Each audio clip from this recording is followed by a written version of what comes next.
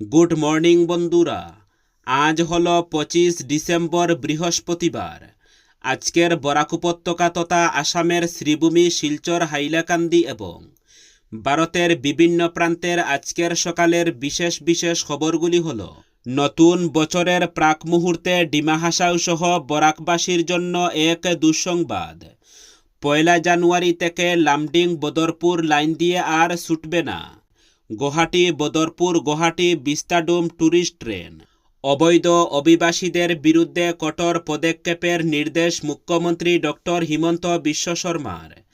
শ্রীভূমি বিসর্জন ঘাট দিয়ে বন্ধ আমদানি রপ্তানি। বাংলাদেশ ক্ষমা না চাওয়া পর্যন্ত আর কোনো ধরনের সম্পর্ক নয়। পরিস্থিতি যদি ঠিক হয়, সংখ্যালঘুদের নিরাপত্তা দেওয়া হয়, তখনই তাদের জন্য ছাড় দেওয়া হবে। এবার থেকে প্রেমের বিয়েতেও অভিভাবকদের সম্মতি বাধ্যতামূলক করতে চলেছে গুজরাট সরকার। অর্ডিন্যান্স আনার প্রস্তুতি বিজেপি সরকারের। প্রধানমন্ত্রী ঘোষিত সময়সীমা পেরিয়ে গেলেও হরঘর জল প্রকল্পে পূর্ণ হয়নি লক্ষ্যমাত্রা। এখনও 18.5% বাড়িতে পৌঁছায়নি পানীয় জলের কল। প্রাক্তন বিচারপতির নামে নিখোঁজ পোস্টার। নন্দীগ্রামে অভিজিৎকে ঘিরে তুঙ্গে রাজনৈতিক শোরগোল। বিপুল পরিমাণে ড্রাগসহ পাতারকান্দির যুবক আটক এরালিগুলে। বাজল বুটের দাবিত্ব। নতুন বছরের শুরুতেই বাংলাসহ 5 রাজ্যের ভোট প্রস্তুতির বৈঠক নির্বাচন কমিশনের। 31 ডিসেম্বরের পর বদলে যাচ্ছে আধার কার্ডের নিয়ম। কালীনগর প্রথম খণ্ডে বরাকের ভয়াবহ ভাঙনে নিঃস্ব বহু পরিবার। বাংলাদেশে সংখ্যালঘু হিন্দুর উপর আক্রমণ নিয়ে পুরো দেশসহ অসমে ক্ষোভের পারদ চলছে। বাংলাদেশে হিন্দু নির্যাতনে সমর্থন করে আরও 3 জনকে গ্রেফতার করা হয়েছে। বিস্তারিত শুরু করার আগে চ্যানেলটি অবশ্যই সাবস্ক্রাইব করে পাশের বেল আইকনটি বাজিয়ে রাখবেন এবং ফেসবুকে দেখলে পেজটি অবশ্যই ফলো করে ভিডিওটি শেয়ার করুন, যাতে সবার কাছে গুরুত্বপূর্ণ খবরটি পৌঁছাতে পারে। তাহলে এবার শুনুন আজকের বিস্তারিত খবরগুলি। আজকের প্রথম খবরটি হল: 31 ডিসেম্বর মধ্যরাত থেকে আধার কার্ডের একাধিক নিয়মে বড়সড় বদল আনতে চলেছে ইউআইডিএআই। জালিয়াতি রুখতে 1 ডিসেম্বর থেকেই চালু হয়েছে নতুন ডিজাইনের আধার কার্ড, যেখানে কেবল ছবি ও কিউআর কোড থাকবে। এছাড়া ডিজাইন ভেরিফিকেশনে জোর দিয়ে কাগজের ফটোকপি জমা দেওয়ার প্রবণতা কমানো হচ্ছে। ফেস অথেন্টিকেশন এখন আইনি স্বীকৃতি পাওয়ায় ব্যাংকিং ও সরকারি পরিষেবায় পরিচয় যাচাই আরও সুরক্ষিত হবে। আধার ও প্যান কার্ড লিঙ্ক করার চূড়ান্ত সময়সীমা 31 ডিসেম্বর নির্ধারণ করা হয়েছে। অন্যথায় প্যান কার্ড নিষ্ক্রিয় হয়ে আর্থিক লেনদেনে সমস্যা হতে পারে। পাশাপাশি 10 বছরের পুরনো আধার কার্ডের তথ্য আপডেট করা এখন বাধ্যতামূলক। নাম, জন্ম তারিখ ও ঠিকানা হালনাগাদ না থাকলে কার্ডের বৈধতা সংকটে পড়তে পারে। সাধারণ মানুষকে হয়রানি এড়াতে দ্রুত এই কাজগুলো সম্পন্ন করার পরামর্শ দেওয়া হয়েছে। বিশেষ নিবিড় ভোটার তালিকা সংশোধনের কাজ চলার মাঝেই 5 রাজ্যের ভোট প্রস্তুতি শুরু করল জাতীয় নির্বাচন কমিশন। 5 তারিখ ভোটমুখী রাজ্যের মুখ্য নির্বাচনী আধিকারিকদের সঙ্গে বৈঠক করবে কমিশনের ফুল বেঞ্চ। মূলত ভোট ঘোষণার আগে ফুল বেঞ্চের রাজ্য পরিদর্শন সর্বদলীয় বৈঠক। ভোটের নির্ঘণ্ট কেন্দ্রীয় বাহিনী মোতায়েন নিয়ে আলোচনা হবে বলে সূত্রের খবর। হাইলাকান্দি জেলায় জানুয়ারি মাসের বিনামূল্যের চাল বরাদ্দ করা হয়েছে। জেলা কমিশনার এক বিজ্ঞপ্তিতে জানিয়েছেন যে অন্তোদয়া অন্ন যোজনার কার্ডের জন্য 35 কেজি করে এবং প্রায়োরিটি হাউসহোল্ড কার্ডের জন্য মাথাপিছু 5 কেজি করে চাল বন্টন করা হবে। জেলা কমিশনার আরেকটি বিজ্ঞপ্তিতে জানুয়ারি মাসের জন্য রেহাই মূল্যের মসুর ডাল, চিনি এবং লবণ বরাদ্দ করেছেন। বিনামূল্যের চাল এবং রেহাই মূল্যের এইসব সামগ্রী আগামী 1 জানুয়ারি থেকে 10 জানুয়ারির মধ্যে অন্য সেবা দিনগুলিতে ই-পাস মেশিনের মাধ্যমে বন্টন করা হবে বলে জানানো হয়েছে। বাংলাদেশে তুঙ্গে উঠেছে ভারত বিরোধিতা। উত্তর পূর্বের 7 রাজ্যকে ভারত থেকে আলাদা করে দেওয়ার হুমকি দেওয়া হচ্ছে ঘন ঘন। এই চাপাউনতরের মধ্যে হিন্দু যুবক দীপু দাসের নৃশংস হত্যাকাণ্ডে আরও মুখ পুড়েছে বাংলাদেশের। ঘটনার পর পরিস্থিতি আরও জটিল রূপ নিয়েছে। দুদেশের আগামী দ্বিপাক্ষিক সম্পর্কের ভবিষ্যৎ নিয়ে বড়সড় প্রশ্নচিহ্ন দেখা দিয়েছে। মৌলবাদীদের কড়া হুঁশিয়ারি দিয়ে প্রতিবাদী কর্মসূচি অব্যাহত রয়েছে শ্রীভূমি শহরে। একের পর এক ঘটনাবলী স্বাভাবিকভাবেই সীমান্ত জেলা শ্রীভূমি যুবকদের মধ্যে গভীর ক্ষোভ এবং উদ্বেগের সৃষ্টি করেছে। এরই প্রতিবাদস্বরূপ বুধবার শহরের বিসর্জন ঘাট দিয়ে আমদানি রপ্তানি বন্ধ করে দেওয়া হয়েছে।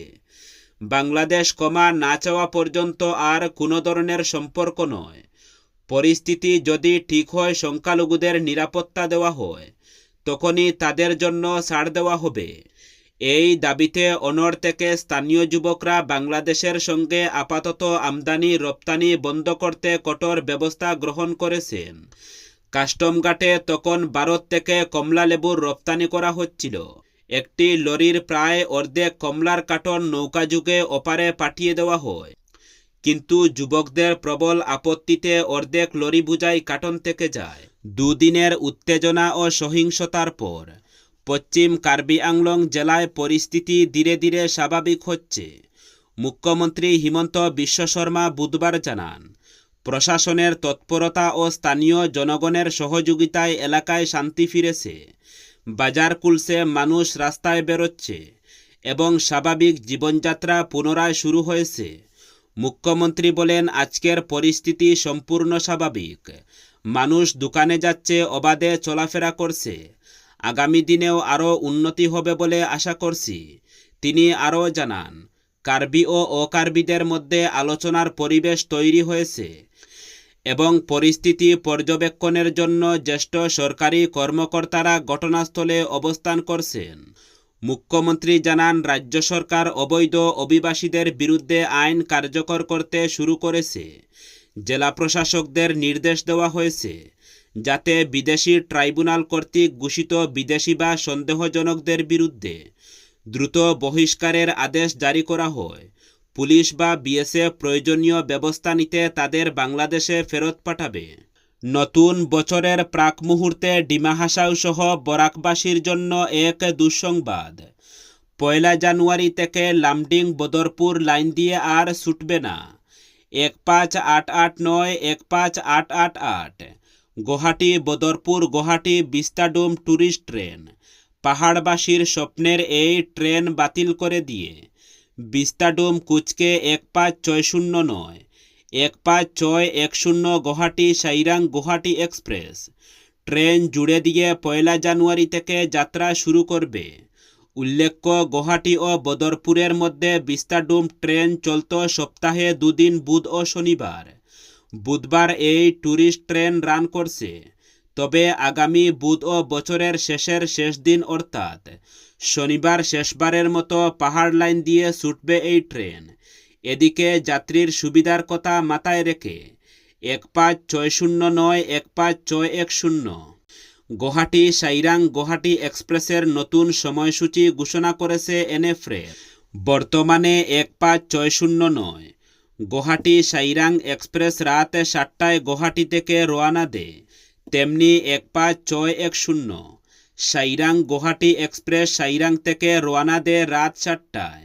1 জানুয়ারি উভয় দিক থেকে ট্রেনটি ছাড়বে সকাল 6টায়। নতুন সময় অনুসারে 15609 গুয়াহাটি সাইরাং এক্সপ্রেস সকাল 6টায় গুয়াহাটি থেকে রওনা দিয়ে একই দিনে রাত 7:30 সাইরাং স্টেশনে পৌঁছাবে। গুয়াহাটি থেকে ছাড়ার পর ট্রেনটি থামবে গাজী রোড চাপারমুখ হুজাই হয়ে। লামডিং পৌঁছাবে সকাল 8:50। 10 মিনিট বিরতি নিয়ে লামডিং থেকে ছাড়বে সকাল 9টায়। মাইবাং পৌঁছাবে বেলা 10:28। সেখানে 2 মিনিট স্টপেজ দিয়ে ছাড়বে 10:30। নিউ হাফলং পৌঁছাবে বেলা 11:48। সেখানেও 2 মিনিট বিরতি দিয়ে ছাড়বে 11:50। নিউ হারাঙ্গাজাও পৌঁছাবে দুপুর 1:03। 2 মিনিট স্টপেজ দিয়ে ছাড়বে 1:05। বদরপুর পৌঁছাবে বিকেল 3:30। সেখানে 10 মিনিট বিরতি নিয়ে ছাড়বে 3টা 40 মিনিটে। কাটাখাল পৌঁছাবে 4টা 8 মিনিটে। 2 মিনিট বিরতি দিয়ে ছাড়বে 4টা 10 মিনিটে। হাইলাকান্দি পৌঁছাবে 4টা 37 মিনিটে। 2 মিনিট স্টপেজ দিয়ে ছাড়বে 8টা 38 মিনিটে। লালাবাজারে পৌঁছাবে 4টা 56 মিনিটে। 2 মিনিট স্টপেজ দিয়ে ছাড়বে 8টা 58 মিনিটে। জামিরা পৌঁছাবে সন্ধ্যা 5টা 28 মিনিটে। 2 মিনিট স্টপেজ দিয়ে ছাড়বে 5টা 26 মিনিটে। বৈরবী স্টেশনে এসে থামবে 5টা 54 মিনিটে। 2 মিনিট বিরতি দিয়ে ছাড়বে 5টা 56 মিনিটে। সাইরাং পৌঁছাবে রাত 7টা 30 মিনিটে। তেমনি 15610 সাইরাং গুয়াহাটি এক্সপ্রেস সাইরাং থেকে রওনা দেবে সকাল 6টায়। বৈরবী পৌঁছাবে 6টা 46 মিনিটে। 2 মিনিট স্টপেজ দিয়ে ছাড়বে 6টা 48 মিনিটে। জামিরা এসে থামবে 7টা 15 মিনিটে। 2 মিনিট স্টপেজ দিয়ে ছাড়বে 7টা 17 মিনিটে। লালাবাজার এসে ছাড়বে 7টা 46 মিনিটে। 2 মিনিট স্টপেজ দিয়ে ছাড়বে 7টা 48 মিনিটে। হাইলাকান্দি আসবে 8টা 8 মিনিটে। ছাড়বে 8টা 10 মিনিটে। কাটাখাল পৌঁছাবে 8টা 37 মিনিটে। ছাড়বে 8টা 38 মিনিটে। বদরপুর আসবে 9টা 25 মিনিটে।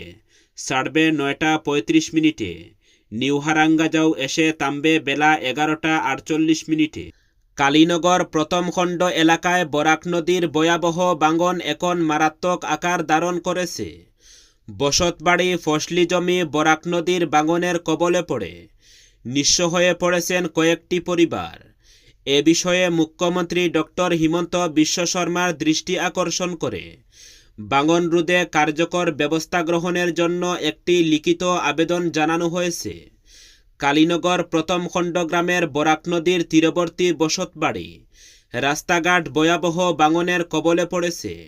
বরাক নদীর তীরে বসবাসকারী 2 পরিবারের সদস্য রীতারানী সিং, মিহির কুমার সিং, মান্না সিং, সুপর্ণা সিং, রীতা সিং সংবাদ মাধ্যমের দ্বারস্থ হয়ে বলেন, তারা আতঙ্কের মধ্যে দিন কাটাচ্ছেন। হঠাৎ নদীর গর্ভে বিলীন হয়ে যেতে পারে তাদের বসতঘর। সরকারি সাহায্যের জন্য রাজ্যের মুখ্যমন্ত্রী ডক্টর হিমন্ত বিশ্ব শর্মার দৃষ্টি আকর্ষণ করেন তারা। পালিয়ে বিয়ে আর নয়। প্রাপ্তবয়স্ক হলেও প্রেমের বিয়ের ক্ষেত্রে বাবা মায়ের সম্মতি বাধ্যতামূলক করতে চলেছে গুজরাট সরকার। বিজেপি শাসিত রাজ্যে এই সংক্রান্ত একটি অর্ডিন্যান্স আনার প্রস্তুতি শুরু হয়েছে বলে প্রশাসনিক সূত্রের খবর। আইন কার্যকর হলে অভিভাবকদের অনুমতি ছাড়া প্রেমের বিয়ে নথিভুক্ত করা যাবে না। সূত্রের দাবি, সাম্প্রতিক সময়ে পালিয়ে বিয়ে, বিয়ের নামে প্রতারণা এবং পারিবারিক বিরোধের ঘটনা বেড়ে যাওয়ায় নতুন আইনি কাঠামোর প্রয়োজনীয়তা নিয়ে দীর্ঘদিন ধরে আলোচনা চলছিল। সেই দাবিকেই মান্যতা দিয়ে গুজরাট মন্ত্রিসভায় প্রস্তাব পেশ করা হয়েছে। অনুমোদন মিললে দেশজুড়ে এই ধরনের আইন প্রণয়নে গুজরাটই হবে প্রথম রাজ্য। প্রস্তাবিত আইনে বলা হয়েছে, প্রেমিক প্রেমিকা পালিয়ে বিয়ে করলেও যদি 2 পক্ষের অভিভাবকদের সম্মতি না থাকে তাহলে সেই বিয়ে রেজিস্ট্রেশন করা যাবে না। বিয়ের নথিভুক্তিকরণের আগে পাত্রপাত্রীর বাবা মাকে বাধ্যতামূলক নোটিশ পাঠানো হবে। নোটিশ পাওয়ার 30 দিনের মধ্যে তাদের মতামত জানাতে হবে। পাশাপাশি বিয়ের রেজিস্ট্রেশন হবে শুধুমাত্র পাত্রীর আধার কার্ডের উল্লেখ থাকা ঠিকানার কাছাকাছি কোনো রেজিস্ট্রেশন অফিসে নয়। প্রায় 46 লক্ষ টাকার হেরোইন সহ নিলামবাজার পুলিশ গ্রেফতার করেছে পাতারকান্দি থানাধীন জাকিয়ালা গ্রামের জনৈক আব্দুল খালিকের ছেলে আব্দুল সালামকে। জানা গেছে, গোপন খবরের ভিত্তিতে গতকাল সন্ধ্যা রাতে নিলামবাজার থানা এবং বারৈগ্রাম পুলিশ পেট্রোল পোস্টের একদল কর্মী এরালিগুল এলাকায় অভিযান চালায়। অভিযানকালে AS11 AS 6309 নম্বরের একটি সুইফট ডিজায়ারের গতিরোধ করে তাকে তল্লাশি চালানো হয়। তল্লাশি চালিয়ে গাড়ি থেকে 14টি সাবানের কেসে ভর্তি 230 গ্রাম সন্দেহযুক্ত মাদক হেরোইন উদ্ধার করেন অভিযানকারীরা। উদ্ধারকৃত হেরোইনগুলির কালোবাজারের মূল্য কমপক্ষে 46 লক্ষ টাকা হবে বলে পুলিশ সূত্রে জানা গেছে।